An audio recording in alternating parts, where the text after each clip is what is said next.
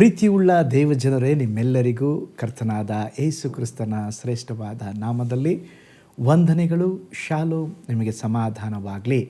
ಈ ದಿನ ದೇವರ ವಾಕ್ಯದ ಜ್ಞಾನಕ್ಕಾಗಿರುವಂಥ ವಿಷಯ ಪ್ರಯೋಜನ ಉಳ್ಳವನಾಗಿರು.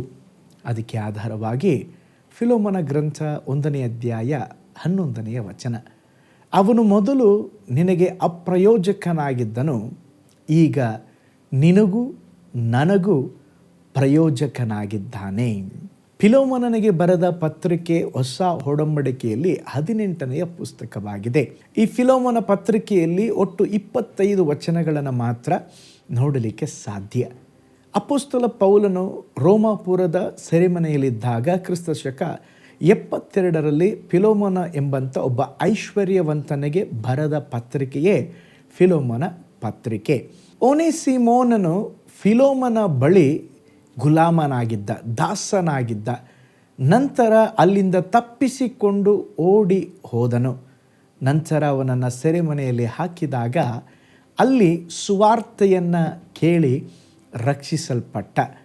ಈಗ ಆ ಓನೇಸಿಮೋನನ ಕುರಿತಾಗಿ ಅಪೊಸ್ತಲ ಪೌಲನು ಅವನ ಪರವಾಗಿ ಈಗ ಬರೆದು ಹೇಳುತ್ತಿದ್ದಾನೆ. ಅವನು ಮುಂಚೆ ಅಪ್ರಯೋಜಕನಾಗಿದ್ದ, ಈಗ ನಿನಗೂ ನನಗೂ ಪ್ರಯೋಜನ ಉಳ್ಳವನಾಗಿದ್ದಾನೆ.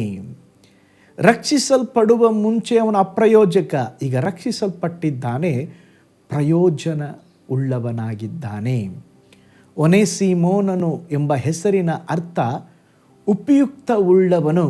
ಆದರೆ ಹೆಸರಿಗೆ ತಕ್ಕಂತೆ ಅವನು ಯಾರಿಗೂ ಉಪಯುಕ್ತನಾಗಿರಲಿಲ್ಲ. ಅವನು ಗುಲಾಮನಾಗಿದ್ದ, ದಾಸನಾಗಿದ್ದ. ಆಗಿನ ಕಾಲದಲ್ಲಿ ಒಬ್ಬನು ಗುಲಾಮನಾಗಿದ್ದರೆ, ದಾಸನಾಗಿದ್ದರೆ, ಅವನು ಸಾಯುವವರೆಗೂ ಯಜಮಾನನಿಗೆ ನಿಷ್ಠೆಯಿಂದ ಅವನ ಮನೆಯಲ್ಲೇ ಇರಬೇಕಾಗಿತ್ತು. ಆದರೆ ಇವನೇನು ಮಾಡ್ತಾ ಇದ್ದಾನೆ? ನಿಷ್ಠೆಯಿಂದ ಇರಲಿಲ್ಲ, ಉಪಯುಕ್ತನಾಗಿರಲಿಲ್ಲ. ಇವನು ತಪ್ಪಿಸಿಕೊಂಡು ಅಲ್ಲಿಂದ ಓಡಿ ಹೋಗಿದ್ದ. ನೋಡ್ರಿ, ಆ ಥರ ಓಡಿ ಹೋಗಿ ಮತ್ತೆ ಇದು ಮಾಡಿದರೆ ಅವ್ರಿಗೆ ಭಾಳ ಕಠಿಣವಾದ ಶಿಕ್ಷೆಯನ್ನು ಕೊಡ್ತಾ ಇದ್ರು. ನಂತರ ಅವನ ಜೀವನದಲ್ಲಿ ಹೇಗೋ ತಿರುಗಿ ಅವನನ್ನು ಸೆರೆಮನೆಗೆ ಹಾಕಿದಾಗ ಅಲ್ಲಿ ಅಪೊಸ್ತಲ ಪೌಲನ ನಿಮಿತ್ತವಾಗಿ ರಕ್ಷಿಸಲ್ಪಟ್ಟ. ಸುವಾರ್ತೆಯನ್ನು ಕೇಳಿ, ಯಾವಾಗ ಸುವಾರ್ತೆಯನ್ನು ಕೇಳಿ ರಕ್ಷಿಸಲ್ಪಟ್ಟನೋ ಅವನ ಜೀವನ ಮಾರ್ಪಟ್ಟಿದ್ದು ಮಾತ್ರವಲ್ಲ, ಬದಲಾದದ್ದು ಮಾತ್ರವಲ್ಲ, ಅವನ ಜೀವನ ಎಲ್ಲರಿಗೂ ಸಹ ಸ್ತೋತ್ರ ಪ್ರಯೋಜನ ಉಳ್ಳಂಥ ಜೀವನವಾಗಿ ದೇವರು ಮಾರ್ಪಡಿಸಿದರು. ಅಪೊಸ್ತಲ ಪೌಲನು ಸಹ ಅವನು ರಕ್ಷಿಸಲ್ಪಡುವ ಮುಂಚೆ ಸಭೆಯನ್ನು ವಿರೋಧಿಸುತ್ತಾ ಇದ್ದ, ಸಭಿಕರಿಗೆ ಹೊಡೆಯುತ್ತಾ ಇದ್ದ, ಚರ್ಚ್ಗಳನ್ನ ಅಟ್ಯಾಕ್ ಮಾಡ್ತಾ ಇದ್ದ. ಯಾವಾಗ ದೇವರು ದಮಸ್ಕದ ಹಾದಿಯಲ್ಲಿ ಅವನನ್ನು ಸಂಧಿಸಿದರೋ ಅವನ ಜೀವನದ ಗುರಿ, ಉದ್ದೇಶವೇ ಬದಲಾಯಿತು. ಪ್ರೀತಿಯುಳ್ಳ ದೇವಜನರೇ, ನೀವು ರಕ್ಷಿಸಲ್ಪಡುವ ಮುಂಚೆ ಹೇಗಿದ್ದೀರಿ ಅದಲ್ಲ ವಿಷಯ. ರಕ್ಷಣೆ ಹೊಂದಿದ ಮೇಲೆ ನೀವು ಪ್ರಯೋಜನ ಉಳ್ಳವರಾಗಿರಬೇಕು. ನೀವು ಹೋಗುವಂಥ ಸಭೆಗೆ, ನಿಮ್ಮ ಕುಟುಂಬಕ್ಕೆ ನೀವು ಪ್ರಯೋಜನ ಉಳ್ಳವರಾಗಿ ಜೀವಿಸುವಾಗ ಮಾತ್ರ ದೇವರ ನಾಮ ಸ್ತೋತ್ರ ಮಹಿಮೆ ಹೊಂದುವಂಥದ್ದಾಗಿದೆ. ಅದಕ್ಕೆ ಇವತ್ತು ದೇವರು ನಮ್ಮನ್ನು ನೋಡಿ ಹೇಳುತ್ತಾ ಇದ್ದಾರೆ, ನೀವು ಪ್ರಯೋಜನ ಉಳ್ಳವರಾಗಿ ಜೀವಿಸ್ರಿ. ನೋಡ್ರಿ, ಓನೇಸಿಮೋನನು ಅಪ್ರಯೋಜಕನಾಗಿ ಆಮೇಲೆ ಪ್ರಯೋಜನ ಉಳ್ಳವನಾಗಿ ಹೇಗೆ ಮಾರ್ಪಟ್ಟು ಅನೇಕ ಜನರಿಗೆ ಆಶೀರ್ವಾದ ನಿಧಿಯಾಗಿ ಬದಲಾದನೋ, ಅದೇ ವಿಧದಲ್ಲಿ ನಮ್ಮ ಜೀವಿತ ಸಹ ಇತರರಿಗೆ ಸ್ತೋತ್ರ ಅದು ಪ್ರಯೋಜನಕಾರಿಯಾಗಿಯೂ ಆಶೀರ್ವಾದದಾಯಕವಾಗಿಯೂ ಇರಬೇಕೆಂಬುದಾಗಿ ದೇವರು ಬಯಸುತ್ತಾ ಇದ್ದಾರೆ. ಯೇಸುವನ್ನು ನಂಬಿದವರು ತುಕ್ಕು ಹಿಡಿಯುವ ಕಬ್ಬಿಣವಾಗಿರೋದಿಲ್ಲ. ಇನ್ನೊಂದು ಸಾರಿ ಹೇಳ್ತೇನೆ, ಯೇಸುವನ್ನು ನಂಬಿ ರಕ್ಷಣೆ ಹೊಂದಿರುವವರ ಜೀವನ ತುಕ್ಕು ಹಿಡಿಯುವ ಕಬ್ಬಿಣವಾಗಿರುವುದಿಲ್ಲ. ಅವರು ಉಪಯೋಗವಾಗುವಂಥ ವಜ್ರವಾಗಿರುತ್ತಾರೆ, ಅಮೂಲ್ಯವಾದ ಮುತ್ತಾಗಿರುತ್ತಾರೆ. ನಿಮ್ಮನ್ನು ಬಲಪಡಿಸುವುದಕ್ಕೆ ಒಂದು ಅದ್ಭುತ ಸಾಕ್ಷಿ ನಿಮ್ಮೊಟ್ಟಿಗೆ ಹಂಚಿಕೊಳ್ಳುತ್ತೇನೆ. ಆಂಧ್ರ ಪ್ರದೇಶದಲ್ಲಿ ಕರ್ತನಲ್ಲಿ ನಿದ್ರೆ ಹೊಂದಿದಂಥ ಸೇವಕರು, ಏಸನ್ನ ಎಂಬಂಥ ಸೇವಕರು, ಅವರು 17ನೇ ವಯಸ್ಸಿನವರೆಗೂ ಮಾನಸಿಕವಾದ ಕಾಯಿಲೆಯಿಂದ ಹುಚ್ಚನಾಗಿ ಬೀದಿ ತಿರುಗುತ್ತಾ ಇದ್ರಂತೆ. ಸ್ವಂತ ಮನೆಯವರು ಸಹ ಅವರನ್ನು ಹೊರಗಡೆ ಹಾಕಿಬಿಟ್ಟಿದ್ರು. ಅವ್ರ ಬಗ್ಗೆ ಯಾರೂ ನೋಡ್ಕೊಳ್ತಾ ಇರಲ್ಲ. ದೇವರು ಅಂಥ ಒಂದು ಪರಿಸ್ಥಿತಿಯಲ್ಲಿ ಇದ್ದಂಥವರನ್ನು ದೇವರು ಸಂಧಿಸಿದರು. ಒಂದು ಅದ್ಭುತವಾದ ಬೆಳಕು ಅವರನ್ನು ಸಂಧಿಸಿದರು. ಒಂದು ಕುಟುಂಬ ಪ್ರಾರ್ಥನೆ ಮಾಡುತ್ತಾ ಇದ್ದರು. ಆ ಸಂದರ್ಭದಲ್ಲಿ ಆ ಹಾಡನ್ನು ಕೇಳಿಸಿಕೊಂಡು ಅಲ್ಲಿ ಹೋದಾಗ ಅವರ ಜೀವನವೇ ಮಾರ್ಪಡಿತು. ಅವತ್ತೇ ಯೇಸುವನ್ನು ಸ್ವಂತ ರಕ್ಷಕನಾಗಿ ಅಂಗೀಕರಿಸಿಕೊಂಡರು. ಪ್ರತಿಯೊಂದು ಬೀದಿಯಲ್ಲಿ, ಪ್ರತಿಯೊಂದು ಊರಿನಲ್ಲಿ ನೋಡಿದಂಥ ಅವರನ್ನು ಜನರು ಗೇಲಿ ಮಾಡುತ್ತಾ ಇದ್ದರು, ಪರಿಹಾಸ್ಯ ಮಾಡುತ್ತಾ ಇದ್ದರು. ನಂತರ ಯಾವಾಗ ಯೇಸುವನ್ನು ಸ್ವಂತ ರಕ್ಷಕನಾಗಿ ಅಂಗೀಕರಿಸಿಕೊಂಡ್ರೋ ಅವರ ಮಾನಸಿಕ ಕಾಯಿಲೆ ಅವರಿಂದ ನೀಗಿ ಹೋಯಿತು. ಅದಾದ ಮೇಲೆ ಸೇವೆ ಮಾಡಲಿಕ್ಕೆ ಆರಂಭಿಸಿದರೋ ಅವರು ಆಂಧ್ರ ಪ್ರದೇಶದಲ್ಲಿ ಮಾತ್ರ, ಈಗ ತೆಲಂಗಾಣ ಮತ್ತು ಆಂಧ್ರ ಪ್ರದೇಶ ಅಂತ ಎರಡು ಸ್ತೋತ್ರ ರಾಜ್ಯವಾಗಿ ಮಾರ್ಪಟ್ಟಿದೆ. ಅದರ ಮುಂಚೆ ಅದು ಒಂದೇ ರಾಜ್ಯವಾಗಿತ್ತು. ಆ ರಾಜ್ಯದಲ್ಲಿ ಒಳ್ಳೆ ಸೇವೆ ಮಾಡಿ ಅನೇಕ ಸಭೆಗಳನ್ನು ಸ್ಥಾಪಿಸಿದ್ದಾರೆ. ಅವರ ಸಾಕ್ಷಿಯಲ್ಲಿ ಅವರು ಹೇಳ್ತಾರೆ, ಕಡಿಮೆ ಪಕ್ಷ 1 ಲಕ್ಷಕ್ಕಿಂತ ಹೆಚ್ಚು ಜನರಿಗೆ ಅವರೊಬ್ಬರೇ ದೀಕ್ಷಾ ಸ್ಥಾನ ಕೊಟ್ಟಿದ್ದಾರಂತೆ. ಒಬ್ಬರೇ ಎಷ್ಟೋ ಸಭೆಗಳನ್ನು ಸ್ಥಾಪಿಸಿದ್ದಾರೆ.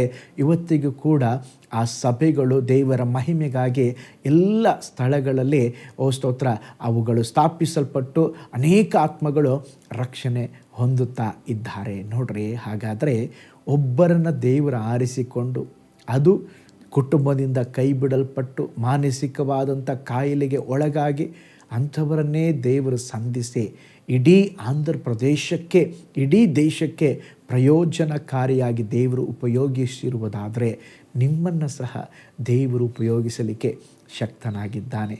ದೇವರು ನಿಮ್ಮ ಹಿನ್ನೆಲೆಯನ್ನು ನೋಡೋದಿಲ್ಲ, ನೀವು ಯಾರೆಂಬುದಾಗಿ ನೋಡೋದಿಲ್ಲ. ದೇವರೇ, ನನ್ನನ್ನು ಉಪಯೋಗಿಸು, ನನ್ನನ್ನು ಪ್ರಯೋಜನ ಪಡಿಸು.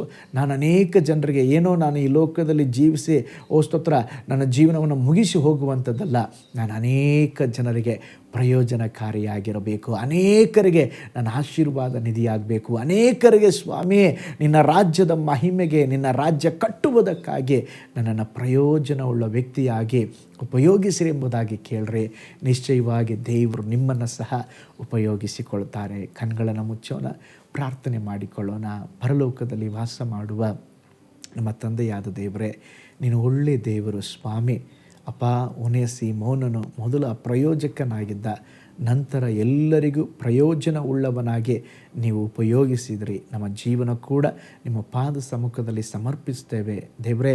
ನೀನಿಲ್ಲದ ಬಾಳು ಅದು ಬರುಡಾದ ಬಾಳು, ನೀನಿಲ್ಲದ ಜೀವನ ಅದು ನಿಷ್ಪ್ರಯೋಜಕವಾದ ಜೀವನ.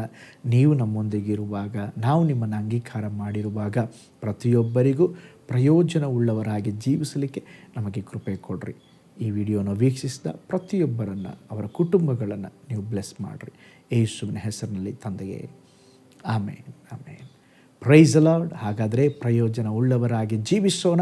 ಕರ್ತನು ತಾನೇ ನಿಮ್ಮನ್ನು, ನಿಮ್ಮ ಕುಟುಂಬಗಳನ್ನು ಬ್ಲೆಸ್ ಮಾಡಲಿ. God bless you all.